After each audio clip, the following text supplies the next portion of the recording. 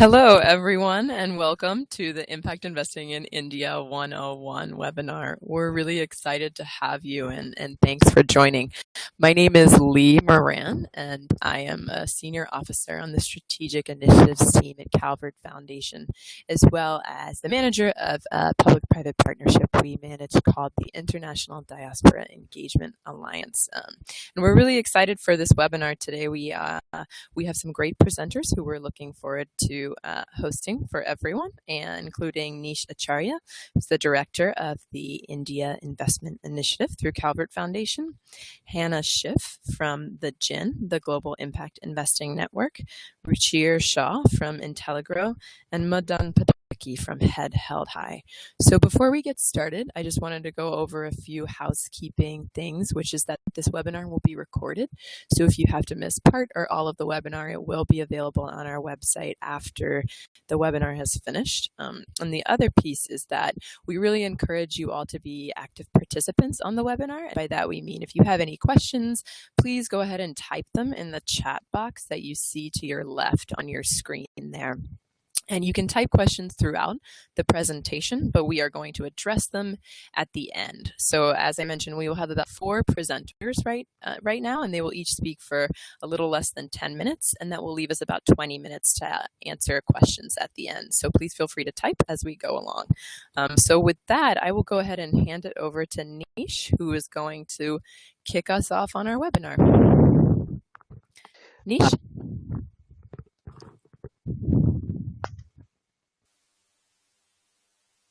Hi, everyone. This is Nish Acharya with the Calvert Foundation. Welcome to this webinar. We're excited to tell you a little bit about what we're doing at Calvert, as well as give a broader introduction to the impact investing and social enterprise space, particularly as it relates to India. So let me start. For many of you are from the United States, and so I hope you all had a good holiday weekend. And those from joining from the rest of the world, I guess good morning or good afternoon, depending on where you are. So let's get started. We want to talk a little bit today about, as I mentioned, our new initiative, as well as what's going on around the world. So Calvert Foundation, just a few months ago, began the process of launching the India Investment Initiative, which is a community investment note focused on social enterprise in India. So I'm going to tell you a little bit about what we're doing at Calvert specifically, and our plans to launch this in the near future. But first, I want to step back a little bit. There's quite a few people on this webinar who don't know a lot about the social enterprise space, and so wanted to do a quick overview of what that space is and what it means. So the term social enterprise can mean a lot of things to a lot of different people. So I wanted to just go over some of the examples that we've seen out there to give people a sense. And it means different things in different countries, by culture, by experience, all of that stuff. So one is a basic example of an NGO.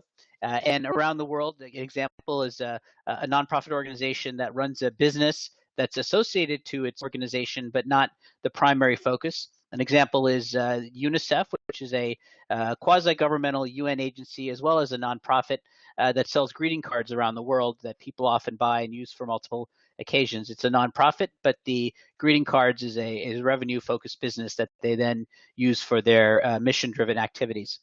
Another example, which could be a for-profit or a nonprofit, is an organization that operates as a business but has a social mission. And that can be something like a food preparation business that trains young adults to join the catering industry, but also operates as a business and actually serves clients in the industry.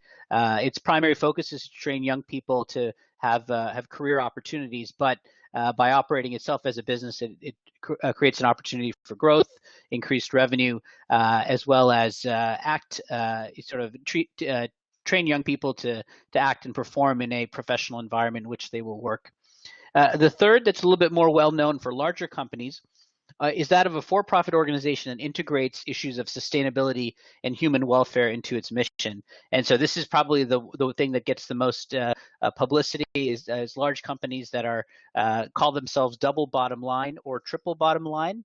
Double bottom line being profitable and socially beneficial, triple bottom line being profitable, socially beneficial, and environmentally sustainable.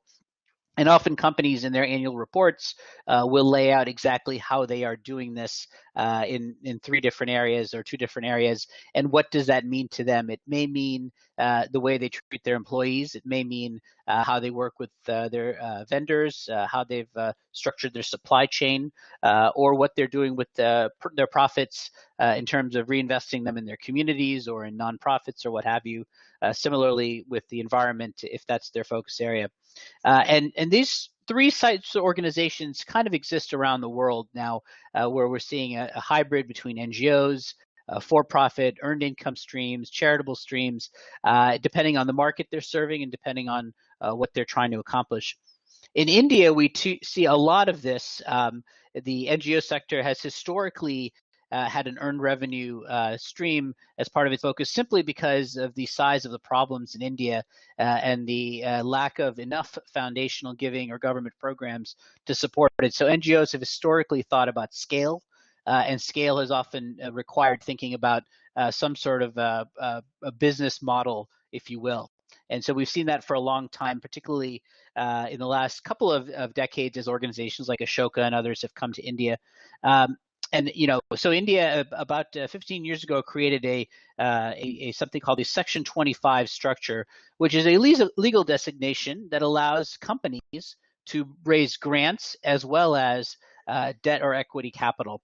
And an example of this I talk about is a lot of the training organizations, particularly for women in rural areas, will take on this type of a structure whereby they can take grants to train women or young people in specific skills such as computers or sewing or more technical skills, and then also raise debt capital to provide the microloans to those same individuals once they've been trained and are looking to get their business going. And so India's government, recognizing that there's an opportunity, has done both. And the area you see 3 of that, sort of all 3 of these opportunities in has been microfinance, where there's lots of NGOs providing small loans in communities and villages. There's also Section 25 companies like the Mandeshi Mahila Bank in Maharashtra, which takes the grants for training, but also provides loans to women. And then publicly traded, we've seen SKS Microfinance go the route of actually becoming a publicly traded company, realizing that to achieve their mission, they need to access more capital from the capital markets. So in January of this year, President Obama, during his visit to India, launched the Indian Diaspora Investment Initiative, which was an opportunity for Indian Americans to invest in social enterprise in India. And that opportunity was that they then asked Calvert Foundation in Washington, D.C. to manage that initiative. And that's what brings us, that's when I joined, and that's what brings us today to what we've rebranded as the India Investment Initiative, which is a unique investment program we are creating for the Indian population who lives in the U.S., but I should emphasize that it is open to anybody in the United States to fund social enterprise in India with both a social and financial return. And we're looking to launch this with a $10 million pilot this year. And we believe it can actually scale significantly over time. And many of our partners believe the same, but we're starting at this level in the next few months. So Calvert Foundation actually has a long history in this space of creating community investment notes, whereby any individual can purchase the note online or through their broker, and that money is then lent out to qualified Indian fund managers in India who invest in companies that provide services in areas like healthcare, education, housing, and financial services. So essentially funds that are investing in companies that are serving the base of the pyramid, or that designate themselves as social businesses, double bottom line, or what have you. And as these companies grow and succeed, they obviously provide returns to the Indian fund managers who then pay back Calvert. And it's proven to be a very successful model around the world, and this will be the first time we're working in India. So Calvert itself, for a little bit of background, has a 20-year record of success in this area. It has a large portfolio under management. In the United States, it works in areas like affordable housing and education. And worldwide, it's worked in areas like microfinance and other areas. And so this is our, as I mentioned, the first time in India, but certainly the organization has invested through partners in India before, and has launched such initiatives more recently as Women Investing in Women and Ours to Own, which is a program around the United States. So here's a little bit about Calvert and how do you invest. The page focused on India is up on the website vested.org, and you can learn more about what Calvert is doing overall. We will plan to have some partners for India that we hope to launch in the near future, and those will be get to check that out on Calvert's main website as well as vested.org. And that's where you'll be able to invest and follow with us as the investments are made and we learn about the impact of the funds and the companies we're investing in. We have several current partners, USAID, the State Department, the Kellogg Foundation, and MacArthur Foundation that have believed in Calvert's model and have supported not just this initiative, but multiple initiatives of the organization. So with that, I'm going to turn it over to Hannah Schiff, who's a senior associate with the Global Impact Investing Network, and she's going to tell you a little bit about impact investing space, as well as what they're seeing in India. They just released an important report that she can talk a little bit about as well. So with that, Hannah, I'm going to turn it over to you. Great. Thanks so much to Lee and to Nish, and indeed to Calvert Foundation for allowing us to participate in this webinar. It's a really exciting initiative. And so, as Nish mentioned, I'm Hannah Schiff on the research team at the Global Impact Investing Network, or the GIIN as we call it. So for those of you who may not be familiar with the GIIN, we are a nonprofit organization based in New York City, and our mission is to increase the scale and the effectiveness of impact investing worldwide. We don't actually make impact investments ourselves. Rather, our goal is to provide important market infrastructure and tools and resources that help impact investors to do their work and to draw other investors into the space. So we have about 220 members of the network, including Calvert, who's been a very active and a long-term member. And then we also have other programs and create other public goods for the market, such as an online directory of impact investing funds called Impact Base and resources related to measuring impact. So the GIIN defines impact investments as investments made into companies, organizations, and funds with the intent to generate measurable social and environmental impact alongside a financial return. And they can be made in any geography, and they target a range of financial returns from below market to market rate. So there's a bit of a broad swath of types of investors and investor strategies that we include under this umbrella of impact investing. I wanted to just give a couple of examples of impact investments in India from our members, although I know later in the webinar you'll hear some more kind of on the ground information about what what it looks like on the ground. But the first is from GIIN Frontier Investments Group, which is a venture equity fund whose mission is to expand access to financial services for people living at the base of the economic pyramid. And they invested, for example, in Vindhya E-Info Media Private Limited, which is a business process outsourcing firm. And among their clients are microfinance institutions. And so they provide back office support and help to make these microfinance institutions more efficient and lower costs so that they can expand their services to more people. The early stage equity provided by GIIN helps to build the firm's infrastructure, recruit new talent, and acquire customers. The next example is from Acumen Fund, which invested in Sproxel to address the issue of counterfeit pharmaceuticals in India and elsewhere. And so Sproxel provides consumers with technology that can help to verify the authenticity of their medications. Acumen's investment will help to expand their operations and further develop the technology. And as Nish mentioned, the GIIN recently released a study of impact investing activity across South Asia. So while I'll focus this presentation mostly on India, I did want to show the kind of total amount of capital deployed across the region. And you'll notice that we include development finance institutions, which are government-backed entities investing in the private sector with the goal of catalyzing economic development. So you can see on the left that these institutions, or DFIs, have deployed $8.1 billion in impact investing capital over the past 10 or more years in South Asia. And other types of investors have also deployed about $800 million. And you can see that among both groups, the largest proportion has been in India, with the second and third most active markets for impact investing being Pakistan and Bangladesh. Although the development finance institutions do play a large role and an important role in the ecosystem, there are other types of impact investors that have been active. So more than 50 fund managers active in impact investing in India, the dozen or so DFIs, and then another 10 to 12 high net worth individuals, family offices, and foundations that are making impact investments in India. The chart on the bottom shows the total capital deployed by investor type. So you'll see in the blue segment that about 420 million has been deployed by fund managers in India and about 20 million through foundations. And I'm going to focus the rest of the data and the presentation on the activity of these non-DFI impact investors, as we're calling them, because they're a bit more relevant and directly pertinent to this webinar. So we looked at the breakdown of the capital deployed in India in a number of different ways. And one that we could look at is what types of instruments are being used for direct investments in impact investing in India.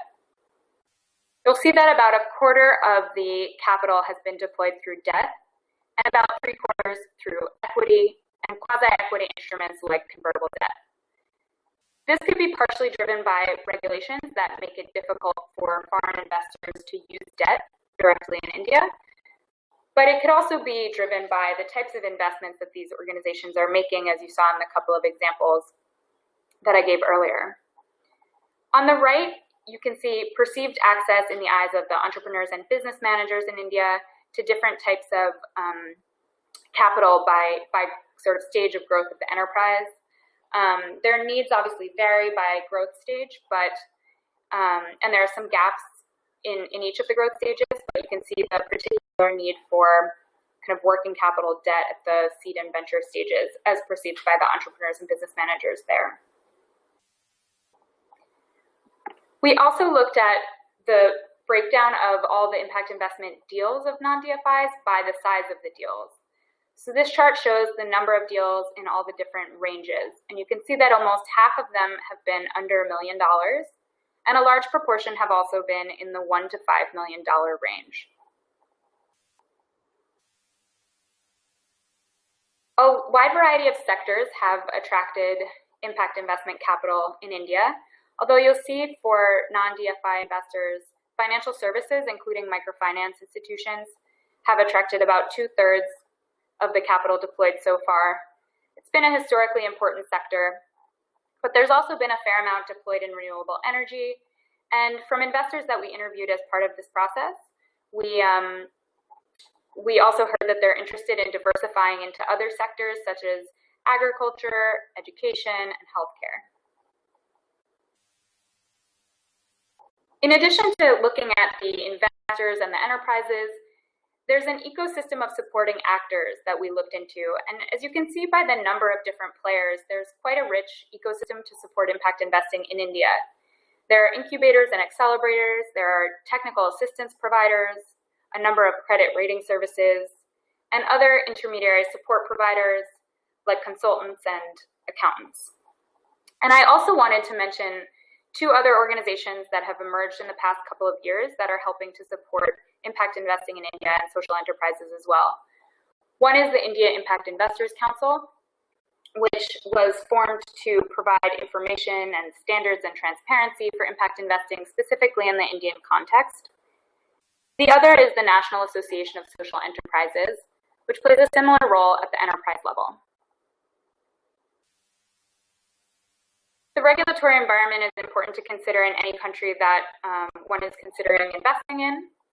And we see that in India, the regulatory environment is actually relatively mature and favorable compared to other countries in the region, as well as emerging markets generally.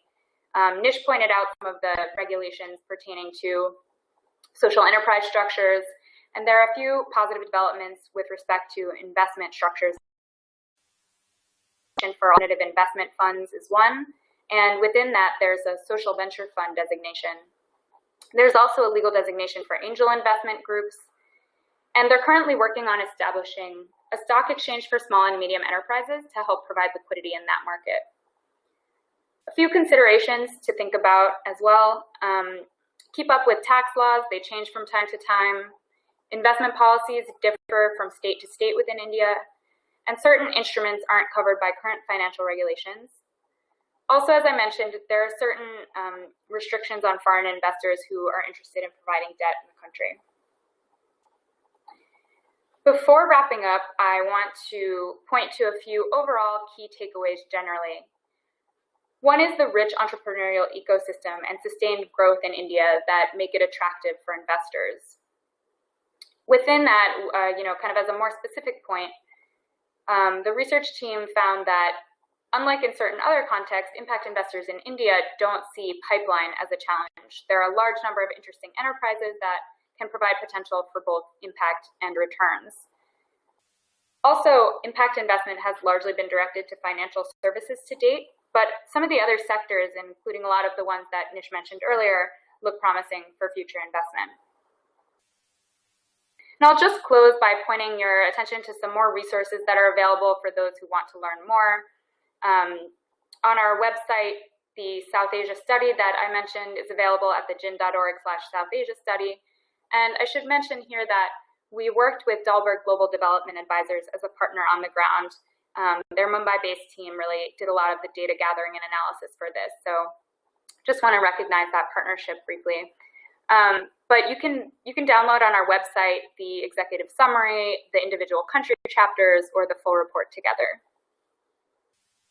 The Directory of Impact Investing Funds that I mentioned is ImpactBase at impactbase.org, and there are 350 fund profiles spanning almost every asset class, geography, sector, and impact theme that you're interested in. There's also more information and tools about impact measurement at iris.thegin.org. And we highlight research both from the GIIN and from other leading organizations in the sector at our website. So thanks so much. I'm happy to hand it back over to Nish or to the next presenter, and looking forward to the discussion on the rest of this webinar. Great. Thank you so much, Hannah. We're now going to hear from Ruchir Shah, who's at Intelligro, which is one of India's more prominent impact investors. So Ruchir, if you're there and ready, I'm going to turn it over to you. Yes, thanks Nish and Calvert Foundation. It's a very great initiative which you all have taken over, and really very excited to be a part of this webinar, especially given a chance to speak and explain more about Intelligro and how we are working in this space. So really excited. So I'll just start with explaining, what Intelligro is. So this is what we are gonna talk about for the next 7 to 10 minutes. So I'll just, start about what Intelligro is. I represent Intelligro and I look after investments made by Intelligro in India. So Intelligro is a venture debt company which provides customized debt finance to small and growing businesses in India.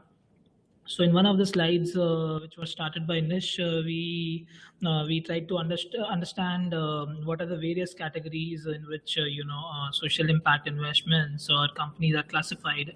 So we basically work with for-profit companies to provide them debt finance at a stage of the business when it becomes a little challenging or difficult for them to raise formal debt from banks and other financial institutions. So what we typically do is we identify companies who are early and growth stage. So small and growing businesses is our mantra. And then most of these businesses are service oriented or asset light, and they do not have hard collaterals to offer to the bank. So we provide them uncollateralized loans based on business viability and future scalability potential of the business. So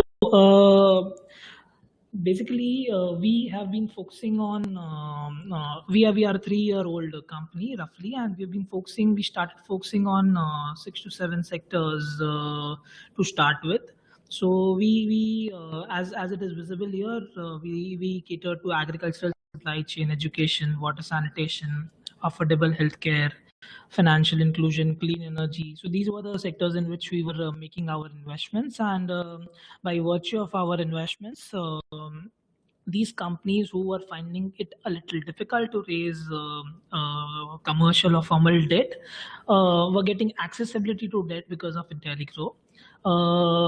In return, these companies used to create an impact in various ways. So if I have to give an example of an education company which we would have funded, basically they are with the help of our funding, they are providing access to various products and services which are being used in schools. We have also funded educational institutions for their infrastructure.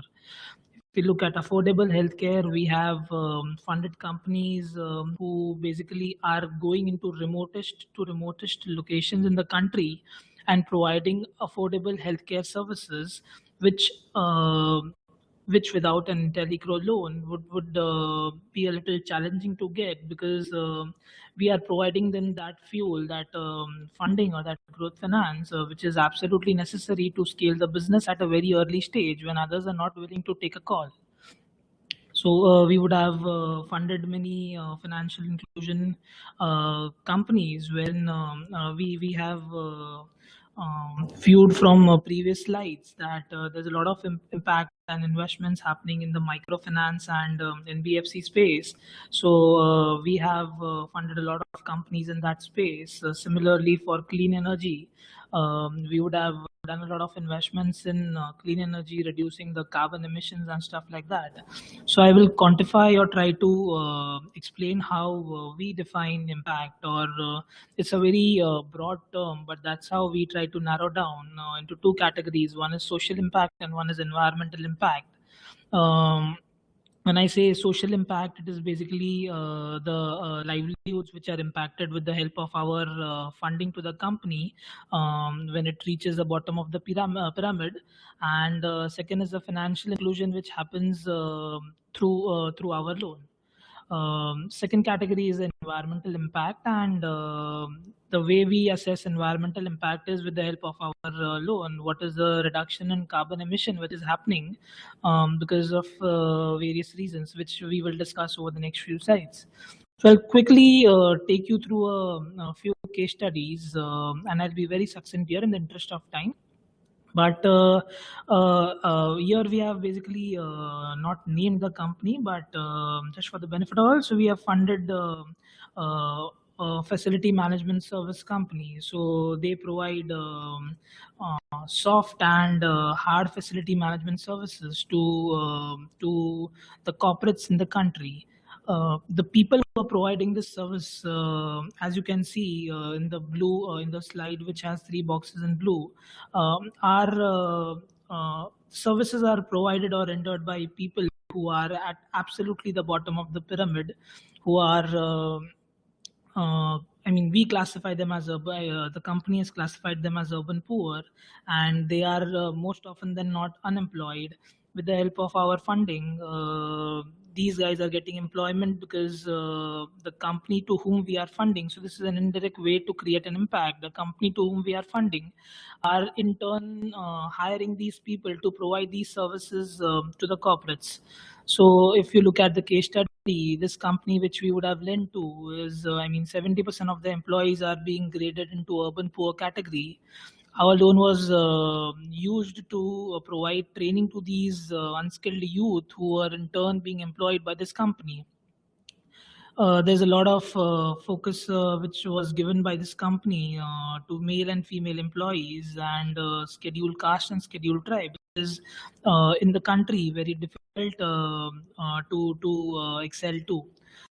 In fact, on the livelihoods itself, I would also like to endorse or highlight what the previous presenter said on Vindhya Infomedia.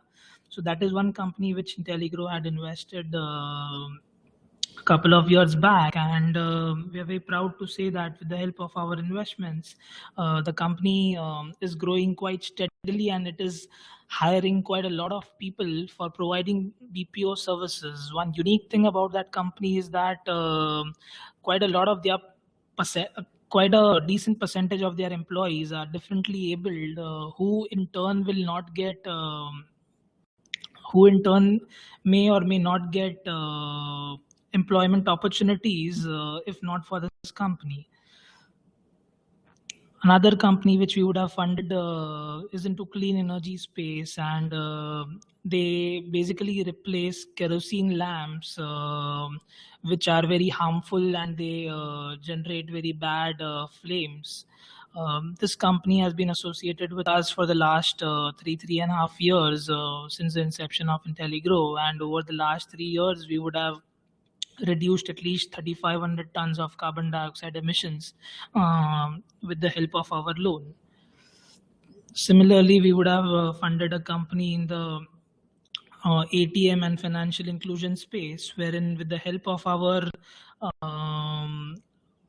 funding, the company is able to penetrate into virtually all the states of India and ensure that people are getting access to financial services, which is one of the key focus of the government of India in terms of financial inclusion. So what they do is they basically replenish and maintain the entire ATM network in the country by providing soft and hard services like cleansing or paper rolls or ATM downtime, etc.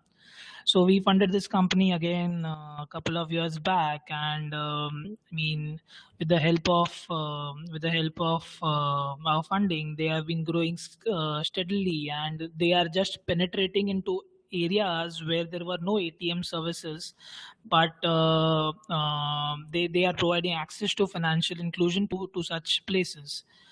So all in all, the way we see impact investing in India and how it is moving is there are a few challenges and opportunities which prevail despite of the massive market potential which this space has. So one is on the transparency. So it becomes a little difficult to find. So here basically we are funding companies without taking any mortgage on the assets. So it becomes very difficult and very risky to assess the real transparency in the system to the companies to whom we are lending. And this has been one of the major challenges identified. So it is very crucial for us to get to the right set of companies who in turn will deliver impact to the society. It is difficult to identify and understand what is the right product and how genuine the product is while we are investing. That is indeed a task when we assess companies to fund basically. What is the right time to enter? What is the right time to exit in terms of structuring our transactions? And is another challenge which we have been facing over the last 2.5 years. Similarly, since these are the funding is basically going into the bottom of the pyramid, where people are not having access to funds. There is a fear of our money which we are investing, which is getting money getting diverted. So these are the broad challenges which we see in the space. However, having said that, there is a lot of opportunity which we see, and this is quite evident from the fact that there is a lot of investor interest with more and more funds having started investing in the space. Still, despite of the massive investor interest, it remains a huge untapped market. The fact that there are new companies coming up with new methodology to create impact is really astonishing, and we are quite keen to look at more and more interesting space which is coming day in day out in this industry. New firms are competing with each other to see which company can raise the most impact assets, and the quest to deliver more and more impact it is resulting into more and more investments in this space. So all in all, there's a lot of opportunity here, and we certainly are quite bullish about what IntelliGrow is into, and how are we going to tap this huge market which is growing day by day. So with that, I'd like to end here, and we'll be happy to take questions once we finish the entire presentation. Great. Thank you, Ruchir, for that. Our last speaker this afternoon is Madan Padaki, who's the Chief Executive Officer of Head Held High, which is an amazing social enterprise I've known for many years. And they just had an incredible recent announcement with Amazon, which I'm sure Madan will mention. So Madan, I'm going to turn it over to you and just let people know before I do that once he's done, we'll have some time for questions, and you can write your questions into the chat box, and I will then make sure that the speakers know about them. Okay, Madan, it's all up to you.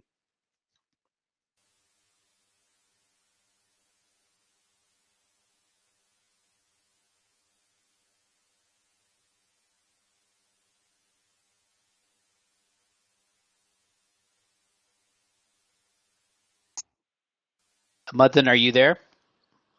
Yes, I'm here. Okay, great. I was trying to get. Thank you, Nish, and all delighted to be on this webinar with you. My name is Madan Padaki. I'm the co-founder and CEO of Head Held High Services, a for-profit social enterprise, which also has a namesake foundation called the Head Held High Foundation. Head Held High itself is inspired by a poem by a national poet, Sri Rabindranath Tagore, who wrote a beautiful poem which goes as, where the mind is without fear and the head is held high. And our objective at the Head Held High Foundation is to eradicate rural poverty and to have every rural youth live the life with the head held high. It all began about 8 years ago as an experiment in the extreme. We said, what will it take for us to eradicate rural poverty? And the model that we applied was the same model that had seen the IT and the BPO boom in India. We said, what if we took jobs that were being delivered out of a Bangalore or a Bombay or a Delhi into the villages, and can we get it served by rural youth there? And therefore the question was, fine, so is there enough talent in the villages to be able to deliver these jobs? And we said, let's go find out. So what we did 8 years ago, 2007, was we went to the hinterlands of Karnataka, the state that I'm in, which Bangalore is the capital, and convinced 8 youth, and 6 of them had never ever been to school, never held a pencil in their lives. And we said, if we can take the extreme of unemployability, as we define kids who have never been to school, 18-year-olds, who don't even know how to read, write in their local language, and by an accelerated learning process, if we are able to transform them into English-speaking, computer-literate knowledge professionals, then we can actually take jobs into the villages. And that was the premise on which we started the experiment. And we went around the countryside trying to recruit people, and quite a lot of them thought we were quite mad because we didn't kind of understand, they didn't kind of understand how we were able to take quite literally folks at the extreme, and we were promising them that you will be working in the knowledge service sector. But we did. We had 8 youth who kind of went along with our dreams. We put them up in a house, 16 hours a day, 7 days a week, through a very intensive immersive learning process where we taught them English, math, computer skills, logic, so on and so forth. We were indeed able to transform all of these 8 people into fully baked knowledge professionals, where they were able to do insurance claims processing remotely from the month 9 onwards itself. And that came as a huge shock to a lot of people, including me. I used to run one of India's largest testing and assessments company at that point of time, and my worldview was some are employable, some are not. That's the way the world is. But what this experiment opened up was that there is unlimited human potential, and it is just that they haven't got an opportunity to exploit their potential. And by providing a structured learning pathway, of course, leveraging their motivation, we were able to transform these guys into knowledge professionals who are able to earn a significant amount, which is about $100, $150 at the villages by doing knowledge work. That set us on a path as a foundation. For 5 years, we ran as a foundation. generally taking up grant money and running training programs for free. At the end of 5 years, we were running out of money, and we got tired of going out of the begging bowl, saying that, listen, we need money to be able to train these youth. And that's when the second challenge also came up, saying that it is just not about transforming talent, which is one side of the coin, but also about how do you create jobs locally. The narrative in India at this point of time is most of them, the skilled folks migrate to the cities because that's where careers are built. And at the villages, one rarely gets careers. You only get piecemeal jobs. So the aspect was that can we then take these youth and create jobs locally? And the third aspect that we were thinking about is that India has to absorb 120 million youth in the next 10 years into its workforce. And the organized sector at its peak has taken in 8 to 9 million people. Even if you have to double that in the next 10 years, you still have to account for another 100 million people who have to find career paths because the aspirations are high. And on that aspect, the third leg is constructed on entrepreneurship, where we said that what if we created a large chunk of these guys to be job creators, then job seekers, and then you could have jobs getting created locally in the services sector, largely leveraging technology, and you could have enough headroom for growth. So that's how the construct of Head High Services as an enterprise was born, saying that if you were to take talent, leverage technology, create local business opportunities, and ease and create a pathway for some of these youth to become entrepreneurs and not just self-employed, but to actually be job creators, can you then construct a sustainable model? We in fact coined a new term for this called as Rubenomics, as a new model of rural development. And that's how Head High Services as a social enterprise with the largest shareholding by a not-for-profit foundation was born 2 years ago. So what do we do currently? We run transformation centers across 30 locations in rural India. We are targeting to transform about 5,000 rural youth this year, largely school and college dropouts, to absorb them locally and to create business opportunities. We are setting up local businesses that leverage technology in the services space. For example, we run distribution services. Nish was referring to Amazon. We now run about 9 distribution centers for Amazon for last mile delivery, which leverage our youth. We are also doing work in agri-tech, healthcare, edu-tech, so on and so forth, where we provide last mile sales, distribution, and customer engagement services. And the third part is we run a rural entrepreneur network called Antarprerana. Antarprerana is a play on the word entrepreneur, but in Sanskrit means inner motivation. And we are creating rural incubators, which can incubate these businesses and these youth to pursue these businesses and take it to a larger scale. We believe that by doing these 3 things in unison, we're able to construct a revenue model. Students pay us for training. We would then hire them into our businesses, and then we would provide them a pathway to become entrepreneurs.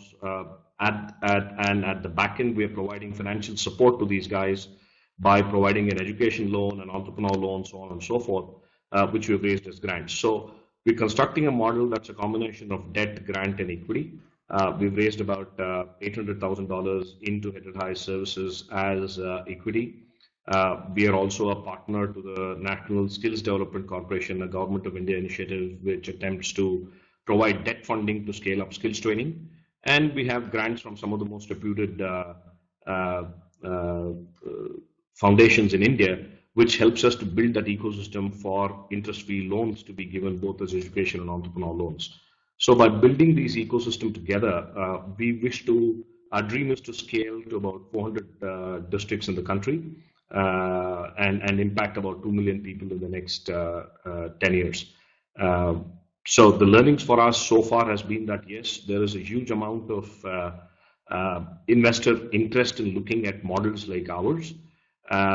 Of course, we need much more patient capital to come in because at some point of time, these models will become mainstream. We can build sustainable models, but those, especially when you're trying to integrate the rural hinterlands into the thing, will take time. And third, glad to see efforts by folks like Calvert Foundation, which is trying to bridge the gap between between investors and investee companies like us to access more sources of capital. I'll end there and happy to take any questions. Thank you once again for this opportunity. Great. Thank you, Madan. So we have a question here for Hannah. What are the mechanisms for angel investing from the United States? Are there any resources on tax structures or investment structures? Sure. So we have in the study that I mentioned, there's information on angel investing in India specifically, and I think probably the best first step for angel investors in the United States interested in this sector is Tonic. They're another organization based on the west coast of the U.S. That kind of brings together angel investors and helps identify opportunities for them to invest in social enterprises. And so for anyone interested in them, they're Tonic with 2 I's, and their website is www.toniic.com.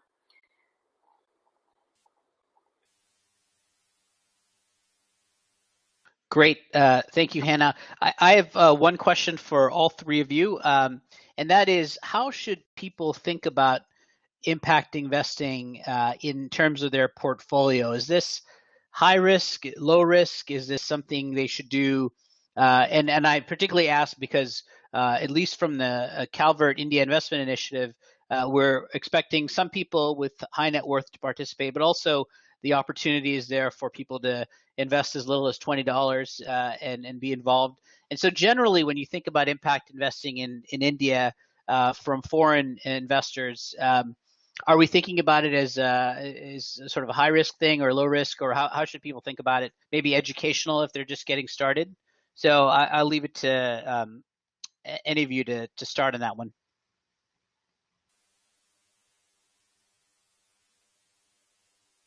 So I can jump in with a couple of thoughts while others kind of gather their thoughts. I mean, I think one thing that I would just point out is that impact investing includes a wide range of different asset classes, stages of businesses. And I think I would just kind of point out the sort of the uniqueness of different types of investments and necessity of evaluating risk on a more of a fund by fund or deal by deal basis. There's everything from kind of fixed income to venture debt, venture equity, all kinds of different things. So I think from my perspective, seeing sort of the whole different range is something that would need to be analyzed on a more unique basis. Great. Madan, would you consider yourself high risk or low risk?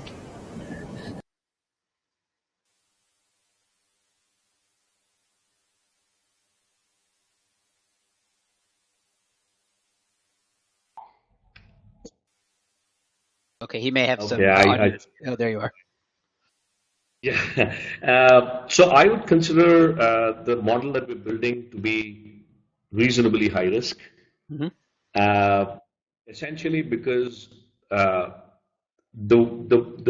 sustainability model that we're building has several blocks that needs to come up from the ecosystem. For example, financing for a trainee who's looking at vocational is not available today. And till we make it available to him or her, we are unable to construct a model where there is predictability of payment, as an example, right? Or two, when you're looking at affordability parameters to pay for healthcare, education, agricultural services, that is pretty low. So how do you construct a model that can still deliver value at the prices they're willing to pay? So the pitch to all my investors who come on board so far has been that we're still trying to find the right questions, which is 2 years ago. I think we found the questions. We're now trying to find the right answers. Mm-hmm. And the best case scenario is that I should be able to return your money with a bank rate of interest. And the worst case is, of course, the equity risk. But as we progress on this journey, we are seeing some slivers of offerings that we have, which has potential to become a large mainstream commercial investment itself. For example, one of the things we've been working on very strong over the last few months has been about building a whole layer for rural e-commerce solutions, which can help our rural youth access lower cost, a better range of products and services, and that I think has huge opportunity to become mainstream. So I think it's a combination of impact as well as creating financially sustainable models. And I don't think us as quite a few of them who are building integrated models have found. Great. Thanks, Madan. So we have a question here as to whether, I'm sorry, Ruchir, go ahead if you want to answer as well. Yeah, sure. So Nish, I'd just like to add to what my fellow presenters just said.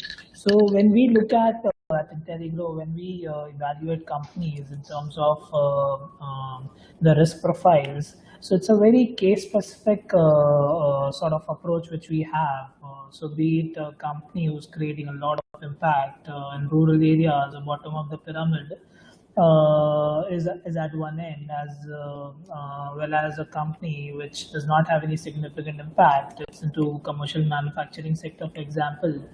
So the way we look at risk is more case specific, rather than perceiving that to perceiving a impact related company to be higher risk compared to a normal one. So yeah, I think it's very neutral when we look at transaction. It's case specific. Great. So we have a question here about investments. Can investments be made by minors? Lee, actually, if you're there, I'm going to ask you to answer that one on behalf of Calvert.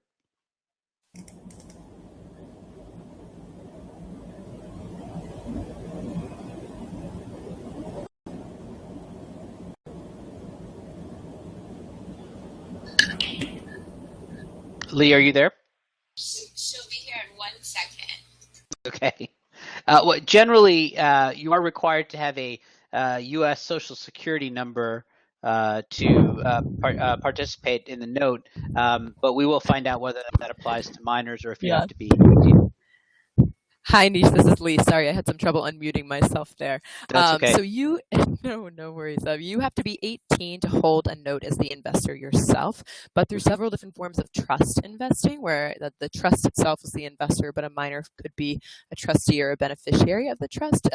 Minors could benefit from a community investment note, but to be a direct investor, you do have to be legally considered an adult in the U.S., which is 18 years old.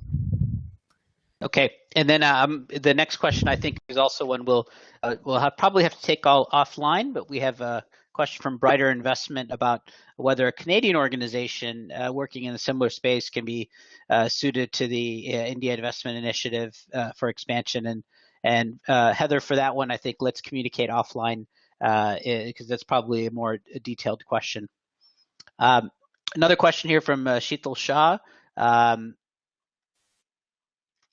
Looking at the question of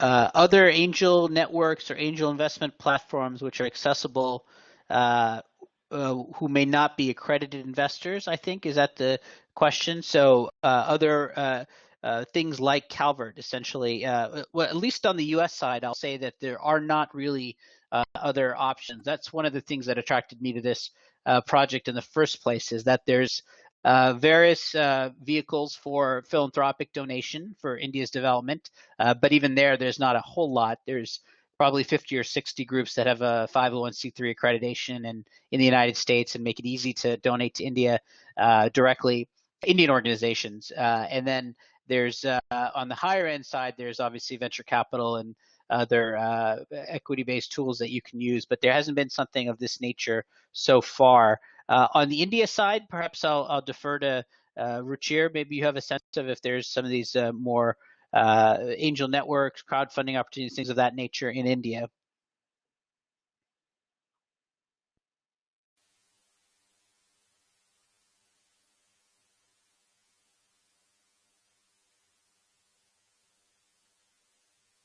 Ruchir, are you there? Yes, I am. So there are a Okay. lot of angel networks in the country and HNIs who are basically operating out of India, be it Indian angel networks or our parent company IntelliCap has a IntelliCap's Impact Investing Network, which do a lot of activities.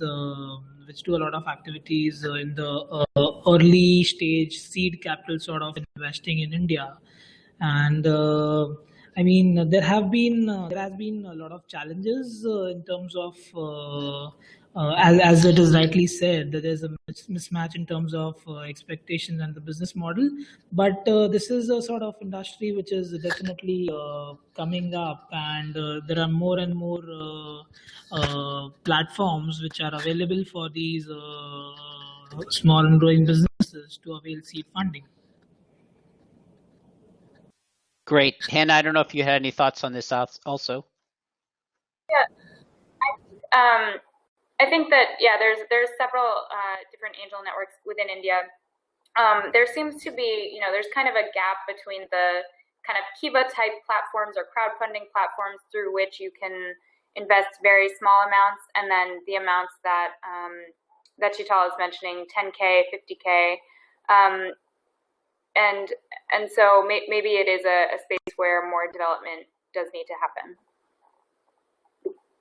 Mm-hmm. Great. Well, we've reached the 1 o'clock mark, so I know we said this would go till 1 o'clock, and so with that, I want to bring this webinar to a conclusion. I want to thank Hannah, Ruchir, and Madan for taking the time and for their great presentations explaining what we're doing, and also to Calvert for hosting. And please, for everybody on the webinar, please do stay in touch with us on the Calvert website, calvertfoundation.org /India, or vested.org to make sure you're in the know when we launch the India Investment Initiative in the near future. We look forward to having lots of great partners and staying in touch with all of you. So with that, I'll turn it over to Lee Moran. Thank you, Nish, and thank you to all the presenters. And as Nish said, we hope that you all continue to follow along and continue to stay in touch. And in fact, there'll be a short survey on this webinar that we will send out as soon as we're done. We will also send out the recording and the link to the presentation, as well as a few other links that we think you may find useful. So as Nish said, please stay in touch. Feel free to email us directly with any questions. And we look forward to all being in touch and working together to increase the investment in social enterprises in India. So thank you again, and we'll be in touch soon.